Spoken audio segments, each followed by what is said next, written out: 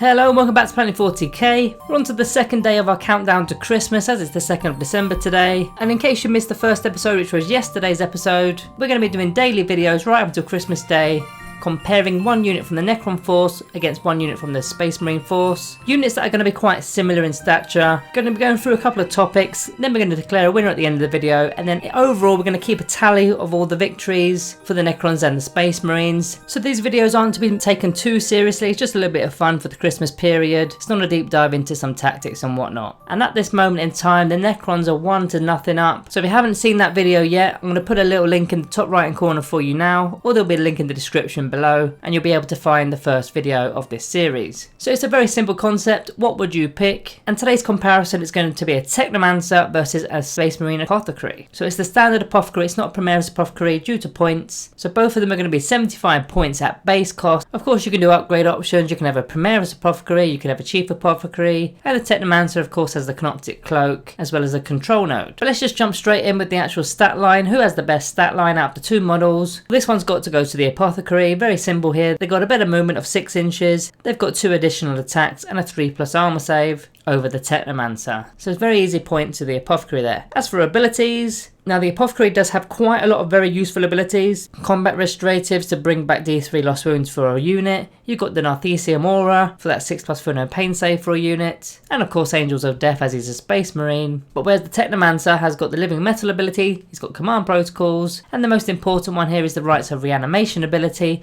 to bring back a core unit within 6 inches. And if it was Warriors it would be D3, but right now, as with the new update that we recently had last month, you can bring back a Locust Heavy Destroyer which is 60 points every single turn. In fact you can do it twice with a stratagem, and the Apothecary can also do this with core units, but you'll have to pay a command point every single turn with a stratagem, combat revival, unless of course it's a Chief Apothecary, but that will involve more points costs. So for this one I'm going to be giving a point to the Technomancer for the abilities part. Then on to the damage output. Now neither of them are that great at doing some damage, so I've kind of given both of these the point here. The Technomancer's got 4 combined attacks at strength 5 minus 2 AP. That's with the Staff of Light, which is both a ranged weapon and a melee weapon, whereas the Apothecary has 5 combined attacks at strength 4 minus 1 AP. You could argue more with the bolt pistol as well, but it is about equal when all said and done there. Now you could argue even further if you were to take relics on either of these units, which I've not actually included for this video, but if you were to take say the Voltaic Staff as opposed to the Staff of Light for the Technomancer, that's going to give him much more damage output with this range and melee weapon. And likewise, if you were to change the Apothecary to a Chief Apothecary, you can get the Acquittal Relic, which is a very decent pistol option. And even from the standard relics, you got the Teeth of Terror to replace his chainsword,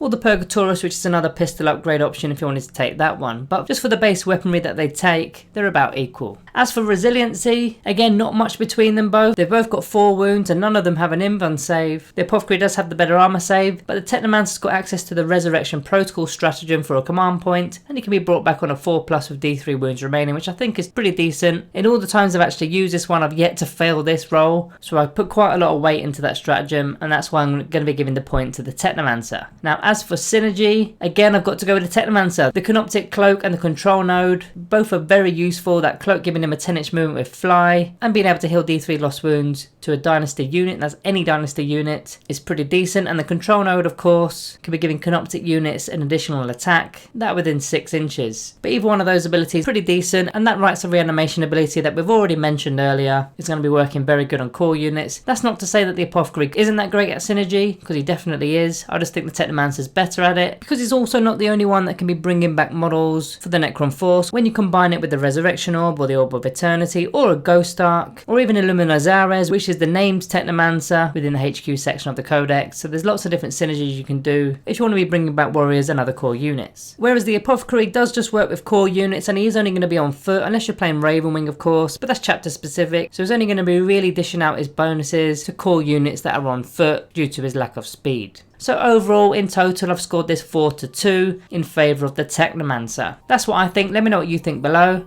Would you put the Technomancer above the Apothecary now with this new core update that we've had for the Necrons? But all in all, that currently leaves Team Necrons 2-0 against the Space Marines. So guys, that's today's video for the 2nd of December on our countdown to Christmas. Every day there's going to be a video like this right up until Christmas Day. Just a little bit of fun, nothing too serious with this. A little bit of light watching for the holiday season. So guys, if you haven't subscribed already, do that below and like the video on your exits. Thank you all for watching, and I'll see you tomorrow.